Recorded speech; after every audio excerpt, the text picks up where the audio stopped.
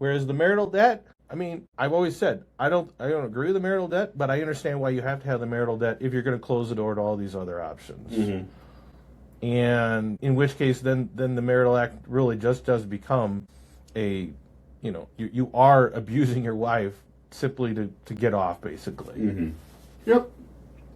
And I think that's a real problem, and I'm glad we kind of have moved past that as a church, but we still have this other stuff going along that, I don't know, in some ways makes it worse. I mean, it may be worse now from a moral perspective where you don't have the marital debt, you have all that, but you still got to follow all these other rules. Like, I think, right? Yeah. I think in some ways it's probably more difficult now than it was back when it was just this understanding, when the husband wants it, the wife gives it. And I'm not advocating for that, but that's the way I don't care what you say, that's the way it was for a long time. And in trad circles, there's a lot of trads that are still like that. And I'm sorry, that you're not going to convince me that that is a good thing, or that's the way God wants it.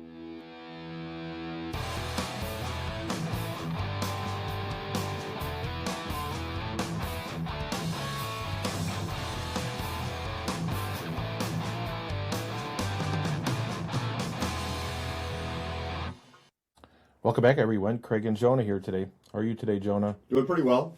Yeah? I don't know. Just one of the comments that Jonah 2.0 said kind of struck a chord with me, and I agree with him. He just talked about how in our situation, we might be creating an echo chamber where, our thoughts, become dominant over what is the truth, I guess. And I don't know what to think about that. That is something that I've considered. And yeah, it's something that has, I don't know, it's made me scared to share my thoughts sometimes because it's difficult to argue where our marriage is now compared to where it was before and kind of what got us here. And it just has always felt to me that what's being taught doesn't always reflect reality, which doesn't mean that it's not true either. But I think that at least the struggle isn't addressed maybe the way in a full manner. So here we are. I don't know. Yeah, I mean, I would be lying if I said I don't always have some trepidation, but I know we're sincere in what we talk about. Yeah. And I know that's shared by a lot of people in our comments and our Discord. And I'm pretty confident there's no other place on the internet that these kinds of conversations actually happen. Without being shut down. Correct. That's for sure. So, I have kind of an open invitation to anyone that wants to come in and debate us and talk to us or whatever. We're up for a master debate. That's right. That's Anytime. right. That's right. So I don't think we're the ones creating the quote unquote echo chamber so much. I think it's just, and people don't want to engage with us or don't have the time, whatever. So I think, and I'll go on anyone else's show if they want to talk about things. And just if you look at the stats, this doesn't mean that it's not true, but just 96% of Catholics don't use NFP. Only 4% do. But then of the 4%, how many can really do it? You're talking a very, very small percentage. I mean, the Reddit and all these. The fact that we have Christopher West podcast and Ellen podcast, and we're going to talk a little bit about another podcast. Everyone that uses NFP or tries to has the same common problems, just to different degrees, right? And so then it comes down to, is it a mortal sin for these things to happen? Are we being, are they being too harshly viewed? Or is John Farrell correct? And I think John Farrell's full of crap, where just everybody's going to hell except for him. Yeah. Yeah. And because there's just no way that is reality. No. I mean, like you said, I think your comment to him was, why would God create all these people and have just, Yeah, so God's the one that gave humans... He's all loving. He's all loving, and he gave humans this sort of insatiable sexual drive, and that is only supposed to be used to make babies, and most of those babies are going to hell. I don't know how you package all that together and also say, yeah, God is all loving. Like I don't think those all fit together right. And like you said, I think I don't remember who commented on it, but he thinks that his ratio is like 100 to 1. You know, and Yeah. I mean, I don't know. I'm pretty sure I'm closer to 1,000, maybe. But I mean, you know, I just even with the 10-year drought in there, right. Yeah, I've been trying to do the math. Like, and that's ratio of the number of times that you engaged and how many babies you made. Yep, was the, that's correct. Was the question or comment? Yeah, I don't know. Maybe it is in the hundreds, but either way, it's a lot to 1 for it to be strictly for procreation. Yeah, and we call that data, and he calls that just evidence of sin and disorder, I guess. I mean, yeah. You know, the sexual sins, let's just say the sexual matters, get so much attention, and people, I think, act as, there's just sort of this assumption almost that they are the worst of all things, because of their prevalence. But I think the opposite is probably true. At least my thought is, like, the fact that so many people struggle with these things should suggest that these are not grave matters to the degree they, because I think that most people just don't have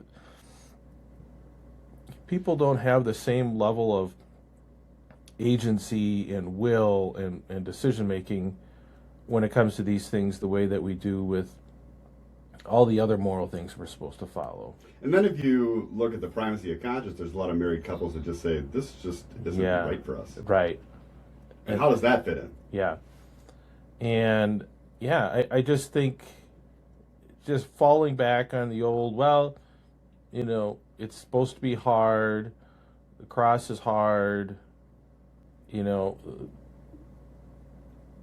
many are chosen, fewer, many are called, fewer chosen, whatever. Like, I've heard all that, and I used to believe all that, and now I'm not so sure. Yeah.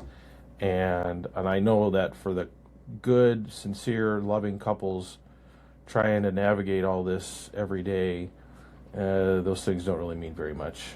Yeah, that's true. They're just trying to get through life and raise their kids properly and just make it. Yeah, because the focus is always on, just making more babies. Well, okay, you still have making the baby is the kind of the easy part. It's, you have an ongoing lifetime responsibility to these kids. Mm-hmm. And I think that is oftentimes the thing they just overlook. They just act like, well, big families are a blessing. Yes, they are, but they are extraordinarily demanding, right? Yes. It's a ton of responsibility there. And the bigger your family gets, I think the more difficult it is to give every one of your kids the best education and support and guidance to not just be productive humans, but to be like good and holy. Mm-hmm. This idea that, well, they just kind of all take care of themselves. I mean, especially in an environment where you claim that very few people are going to heaven, right? Yeah. I mean, it seems to me that type of threat should lead us towards being very selective and careful about having kids, not the other way around. There's this, or just end the cycle and be single and live in the desert. Yeah, right. I mean, there's just such a weird paradox between that idea that just be open to life, having lots of babies. Oh my gosh. Enjoy them now because most likely they're not going to. You're not going to see them in heaven, right? I mean, well, maybe you'll see each other in hell, right? I mean, you got consolation in that. Yeah, right. I don't understand how they don't just drive themselves crazy with that conflict, because it would drive me crazy trying to live in that conflict. Definitely. And I felt like Diana's comment was kind of judgmental, where she was talking about how our faith is shallow. I think that she makes a lot of assumptions. You don't really know us, Diana. In my opinion, our faith is about a relationship with God, and you can't tell me to some level that there is bureaucracy that has creeped in. I'm not saying it's all totally wrong because but it's not that easy just to say that our faith is shallow. I don't think. Show. I mean, I don't know. You should come on and just talk to us about what real faith is. We've invited her multiple times. The invitation remains open. Yeah. But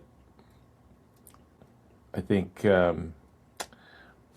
I will say, and I hope I don't make too many people mad here. Your experience as a woman is just not going to be the same as the experience of a man when it comes to these things. I'm sorry, it's not. Biologically, and I think... Yeah, we're going to talk a little bit about that here in a second. All right.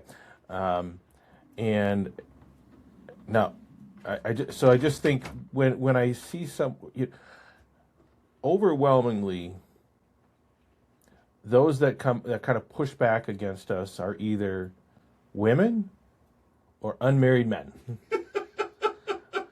I get very little pushback from actual married men. I'm not saying none, but we get very little pushback from actual married men who have any experience with what we're talking about here. Yeah. So just, for what that's worth, chew on that a little bit, okay? Ruminate. Yeah, that's right. And then get back to us. I'm sure you'll... Send your judgmental thoughts anytime, though. I enjoy hearing from you. Yeah. And it makes me think. And if you'd like to get on, if you'd like to do the podcast with us, just show up about 5:30 a.m. and we'll get you on and we'll talk to you. I would even talk to Diane in the evening if she wanted. Yeah, we would make an exception for Diane. Yeah. Or is it Diane or Diana? I think it's Diane. Oh, I'm sorry, Diane.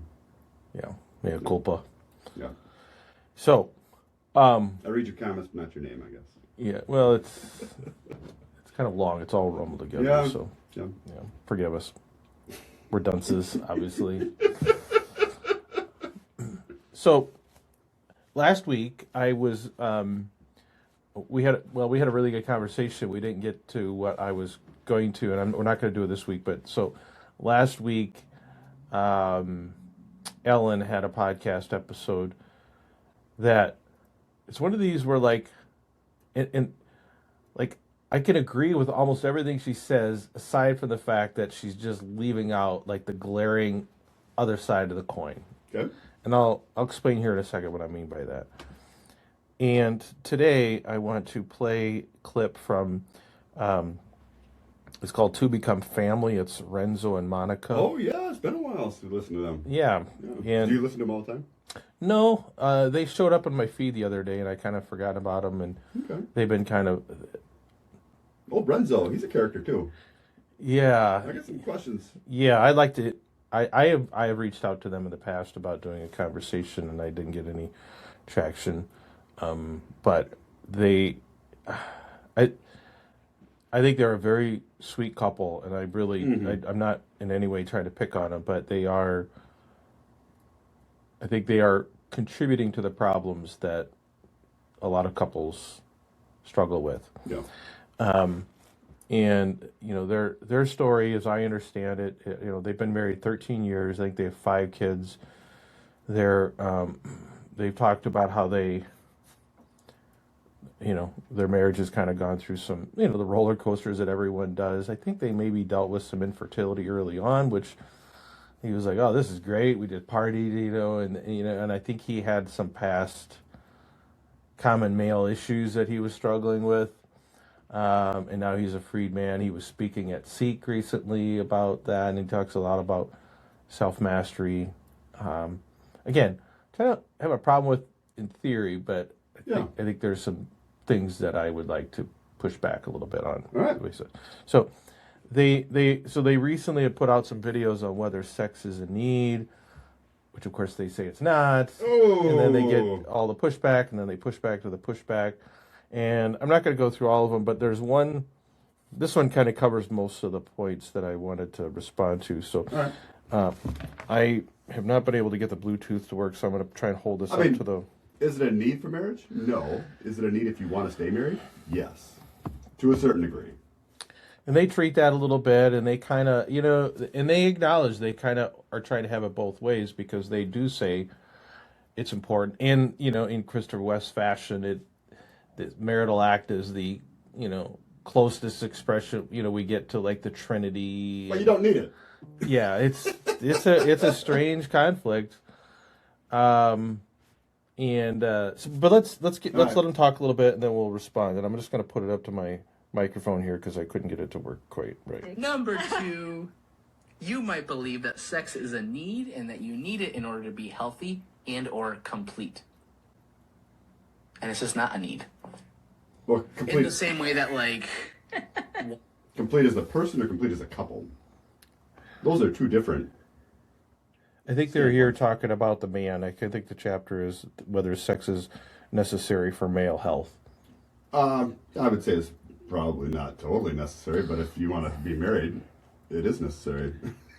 Like, I don't know. And they do go on to say that they say that it's not going to be good for marriages to have long-term Okay, well, abstinence. that's but fair. on an individual act-by-act level, I guess they Okay. dispute. water and food is a need. I think it's important that we remind ourselves that depending on like how you desire things. So like not all men, that is a myth to believe that all men believe and desire sex all the time. It's more like 80% of men. But if you fall in that 80% and you have that kind of desire all the time, to believe that it is a physical need, like food and water and, I was trying to think of something funny to say, but like food and water, if Okay. So they always compare it to food and water. Sure. Is electricity a need? Hell no. Let's. My neighbors, none of them have electricity. That's right. Do they need running water? No. Right. Do they even Cars, need shoes? no. No. Phones, internet. None of that is I mean, a we need. could really scrap this thing down to the bare bones if that's what you want to do here. But do they need sex more than those things? Yes. It's obvious. I'll bet you poll most men. They would rather go live like the Amish and not have electricity than not have sex. Tell us in the comments if you had to choose between having electricity and having sex, which would you rather give up?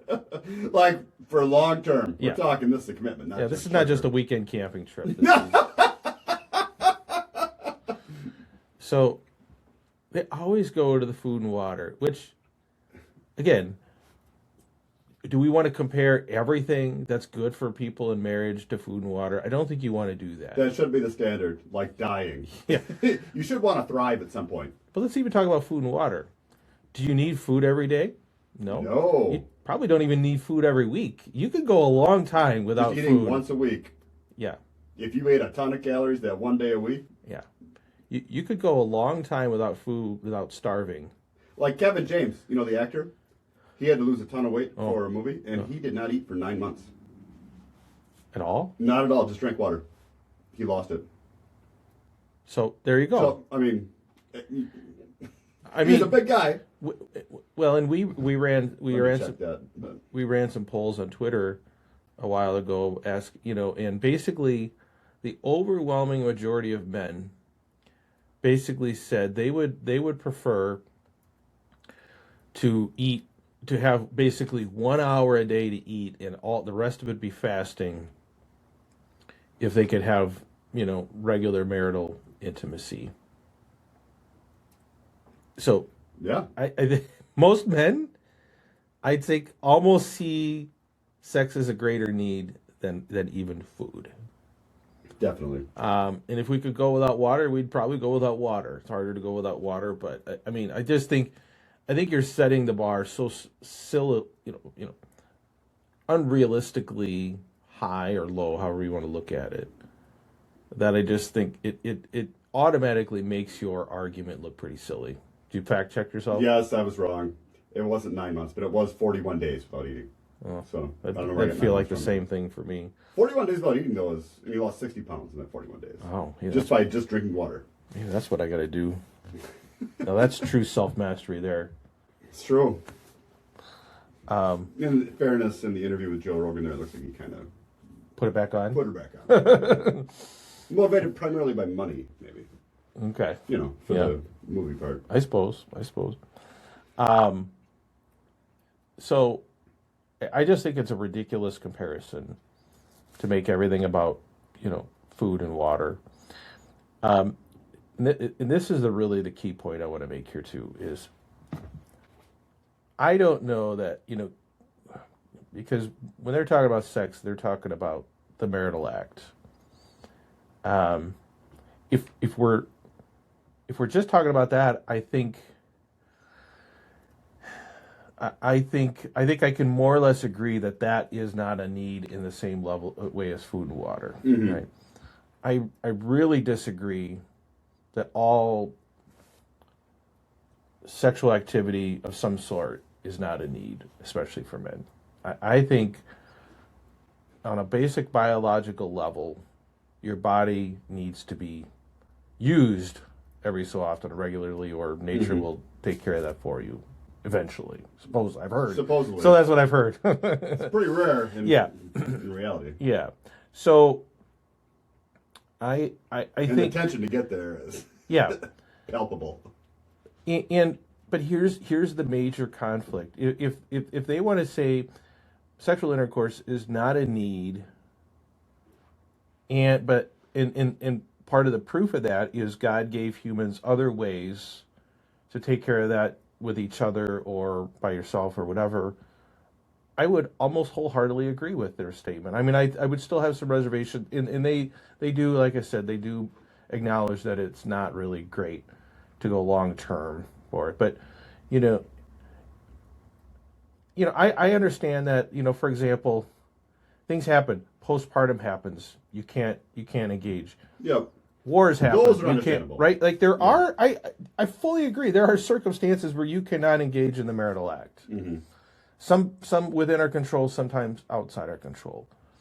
And so I agree that it's not a need in the sense that if you literally can't, you're going to die. I mean, I think it's going to be hard. I think it could have emotional, mental, spiritual, moral consequences for people, but it's not going to kill you. But your marriage can't die. Yeah. But especially if you don't have other options. Now, if a couple has other options available to them outside the marital act, then I'm more able to get on board with what Not they're including saying. birth control. I think some people confuse us that we're pro birth Yeah, control. no. This actually isn't true. No, and they make some points about birth control. I remember if it's in this segment or another one that basically the problem with birth control is that it basically makes sex always available. And I from my own perspective, I'm not talking about everyone else, but my own perspective, it would be would be my greatest fear about using that, which we haven't ever obviously and don't plan to. But That's where the other acts are funny because they're more open to life than total abstinence. Right. I mean, sometimes people get carried away or whatever. yep, very natural if you want to call it that. And Because very few people would just continue to use other acts, and that's it. yeah, I mean, I think there is I think there is this assumption that people if they could use other acts would just kind of willy-nilly avoid the marital act, or if men or women could freely use solo acts, they would stop craving the marital act, which I don't know. I'm pretty certain that's not true. It's just not. Right? It's not true among anybody that I know that even doesn't care about this stuff. Correct. I mean, I think there is a level. This was what really grinds my gears. Is they like to say that anyone that, let's say, engages in other acts or solo acts is just a slave to their passions, and I just think, I think it can be true. I think those things can be problems if not sort of regulated a little bit. But I guess I sort of see those people typically as being very much in control of most every part. They're not going out seeking other partners. They're not going to the pharmacy and using birth control. They are not coming together when they could get pregnant, so they're using NFP. So there's just a whole bunch of self-denial and whatever going on there. And As we've said, by let's say they engage in other acts, those are, while better than nothing, probably better than nothing, are not as good as the full things. So they are, sacrificing, if you will, by doing that. Mm-hmm. And so that's where I just, if these folks came out, well, let me back up a little bit, because I think the marital debt, which they don't, of course, don't ascribe to, and in fact, he goes on to say that Even though it's biblical, which is interesting, right? yeah, yeah, they are appalled by the marital debt, same way I am probably. And he goes so far as to say that men shouldn't even approach the marital act if there's any element of desiring a sexual release, which I'm like, okay, good luck, buddy, on day 14, Yeah. Then what do you do? you'll never come together. Like, Yeah. and part of the reason for that is because you've closed the door to these other options that can manage that aspect of it. If when people, especially men, have no other option to deal with the kind of let's say the lower base biological component of it, then they're bringing that baggage with them, and may oftentimes be their motivation for approaching the marital act. Whereas if they had ways to relieve tension, either together or by themselves, then I think you can, in fact, approach the marital act in a way like, okay, I want to do this truly out of, sorry, John, but, my mutual gift of self-giving and all that, which is, I think, is what it should be. Like, I think there's a lot of merit to that, except for they close the door to all this other stuff and say, oh, by the way, somehow you're sullying the marital act if it's not with the purest of intentions. I don't think you can have it both ways. Whereas the marital debt, I mean, I've always said I don't agree with the marital debt, but I understand why you have to have the marital debt if you're going to close the door to all these other options. And in which case, then the marital act really just does become you are abusing your wife simply to get off, basically. Yep.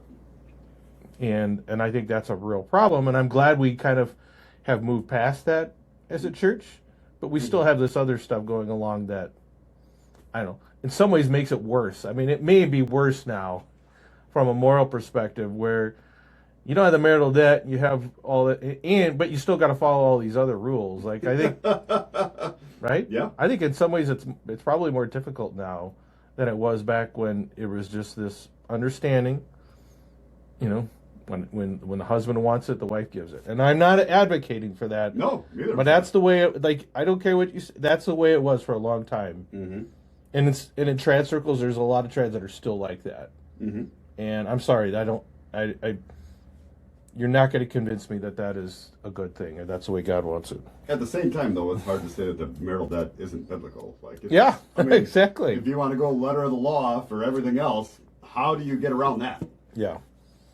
And some have argued, and I think you've even suggested that marital debt was born at a time when men had a lot more sexual freedom to go out and do things, and it was really the wife calling in the debt, if you will.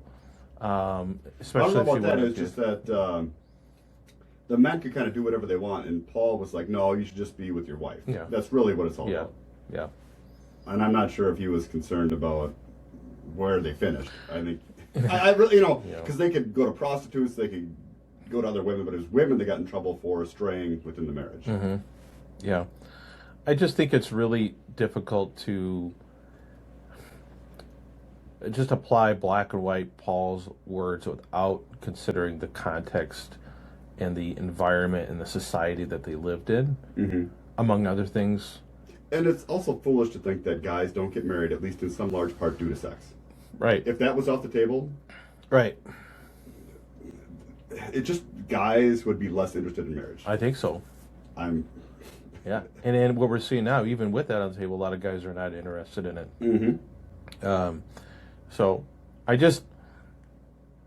I want to agree with what they say because on the one hand, I agree that I think anything else is I think degrading to women, demeaning to them. Yeah, I agree with that. But I also think it's not really fair to give the men a hard time when they assert that the marital act is a need when you're Catholic and you're trying to be good and you're trying to save your soul and all that. One of the first breakthroughs that we had that we talked about on the show was PMAS, post marital act syndrome. It is a physical thing. Every guy I've talked to, more or less, has the same experience. And I'm sorry, you cannot self-master your way past that. Like that is on a basic biological level is going to happen. And if you're totally celibate, you probably can shut it down, the system. Yep. But if the system is being used every so often, it is this very predictable, very intense biological phenomenon that happens, and the longer you go after without anything, the worse it gets. Interferes with sleep, interferes with attitude, focus, all that kind of stuff. And I don't care what Lorenzo or anyone says, that you cannot simply will yourself past that any more than you can will yourself not to need food or water. So the longest somebody has went without eating food is 382 days. That's a long time. Yep, they lost it was well over 100 kilos, so I don't know, it must be close to 300 pounds. Wow. I mean, so you can, if you're big enough. In some ways, kind of like we talked about the celibates. I mean, if you just put your head down, in some ways, like it's not even an option. I don't have to decide what to eat because I'm not eating anything. I mean, at some point, I think it becomes easier to do that than to self-regulate your food. I say this just on my own personal level. I find it's much less difficult just to be actively dieting than it is to try to be eating responsibly when you're trying to maintain. And I think it's similar to sexual intimacy and use of all that. Like if you literally just never need to use it, I think the experience is different than when you're at least somewhat regularly, occasionally using things. Yeah. That to me is the major thing that it is not being taken into account when folks like these guys or Christopher West or Ellen. I think they want to have their cake and eat it too. They want to sort of keep people from misusing, especially men, from misusing the marital act or misusing their wives, and want to dismiss men's suggestions that it's on the level of a need, but also chide the men if they slip up in any of the other ways. I think very few men, maybe Renzo's a unicorn here, can navigate both of those perfectly. And even if they can navigate it perfectly, at what cost is that coming? What kind of guy, I know for myself what kind of guy I would be. I would not be a great dad all the time. Maybe never, I don't know. But, I would not be as productive at work. I would not, just everything. Everything is affected by it. Renzo seems like an interesting guy. Yeah. I don't know. I don't know. So I would like to just sit down off the record and just ask some questions and get some honest answers. Yeah. Right. And so it bothers me because, like I said, I think he was a speaker at Seek recently. Lots of young unmarried adults there, and I just think, well, we should really be there telling the truth. Yeah, I mean, I'll give you guys a little bit of an education here. Yeah. And so I just think, I feel like that's all fine. There's a disservice. I just think there's a disservice because every one of these kids, I call them kids, if they're not married already, I just think they're just perpetuating this myth that people go into. Okay, and then they're like, "Holy crap, this is not at all I what I can do this. expected." Yeah, Just won't have sex for like 6 months or whatever. yeah, Then you're like, wow. yeah, yeah, I don't know. I'm not going to say impossible, but I don't know how it's possible. yeah. I think it is nearly impossible for most people under the best of circumstances. But how often are you dealing with the best of circumstances in life when it comes to like marriage and jobs and kids and all? There's just, you're always juggling a lot of things. I do wonder how Diane feels about the marital debt. Like how she. Please feel free to respond. I just want to know what you think. Yeah, we've kind of pushed back with her on the comments. Because she must be open to that, right? Like, I mean, no, not really. Oh, has she talked about that? Yeah, and I don't want to put words in Diane's mouth. She's a big fan of Father Ripperger. Who's a marital debt guy? But I don't think Diane's a big fan of the marital debt. Nor am I, which is one of the reasons. Which is one of the reasons I'm not a fan of Father Ripperger, among other things. It's good to find common ground. Yeah, right. Yeah, join us in the crusade against the marital debt. Yeah. So, and that's where I do think the marital debt has just kind of been changed over time from its original intent. Yeah, they don't like officially just take it off the books. We just kind of like just stop talking about it. And I know a lot of people think that that's kind of how some of these other things will eventually go, which I guess is better than nothing. But, personally, I'm at a place of relative peace and content, that I haven't had in a long, long time over these things. And my marriage, is the NFP, we're having to use NFP more rigorously than ever, is difficult. There's a level of peace and calm that we and I have been able to achieve through kind of working through these things and thinking about your conscience, that I haven't had in a long, long time. But the part of it that gives me discontent is knowing that there are still so many people out there suffering under the weight of trying to like white knuckle their themselves through all and this. And it's bad for their marriage. And their kids. And I see no one else through that type of marriage. And I see no one else really trying to do anything about it, and that bothers me a lot. And so that's where Jonah's comment. It does make me think sometimes maybe I should just stop, because I kind of gotten what I need out of this podcast for my marriage. Correct. Like, I feel like we're in a much better place, and we figured it out. Like, when we came into this, it was just brutal. Yeah. And we figured it out. And, but the thing is, I love talking with you every week, but, you know, it's... I feel the same way. Like, I feel like we're in a place now where, like, if I was in this place now back 3 years ago, I don't think I would have started the podcast, right? But I still remember what it was like, and I know that there are people, and there are a lot of people that have it much worse than I ever did.